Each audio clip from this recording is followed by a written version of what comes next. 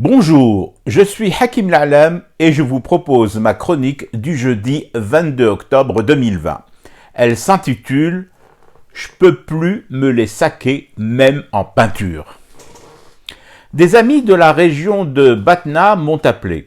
Un brin scandalisé, un brin désabusé. Ils ont vu plusieurs endroits de leur wilaya passer au peinturlurage intensif, juste avant l'arrivée du Premier ministre Jared. Je comprends les deux brins de mes correspondants et m'étonne même un peu que leur bouquet de brins ne soit pas plus fourni. Les bidons de peinture sont donc de sortie à nouveau. Ont-ils seulement été rentrés un jour ? Je me pose la question tant les échos des différentes régions du pays où se déplacent les officiels me reviennent sous forme de bidons de lacs déchaînés giclant sur la moindre surface pouvant être recouverte.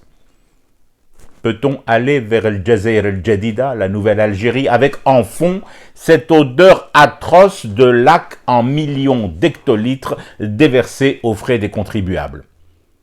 Devons-nous définitivement considérer la peinture, les enduits, les pinceaux, les rouleaux et le diluant comme constante nationale?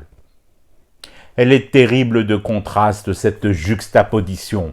D'un côté, la volonté affichée et même claironnée de numériser et de start-upper notre avenir. De l'autre, les hordes de peintres en bâtiment se pressant sur des façades d'immeubles hideuses, sur des portions de trottoirs mille et une fois refaites et sur des espaces verts surchargés de plantes loués à la journée aux pépiniéristes du coin.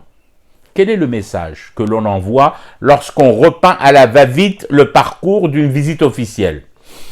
Soit on dit aux prestigieux visiteurs « triple buse, tu n'y verras que du feu mon coco », ou pire encore, on gueule aux oreilles des administrés pantois, vous ne méritez que des rafraîchissements ponctuels au gré des saisons de visites de travail et d'inspection.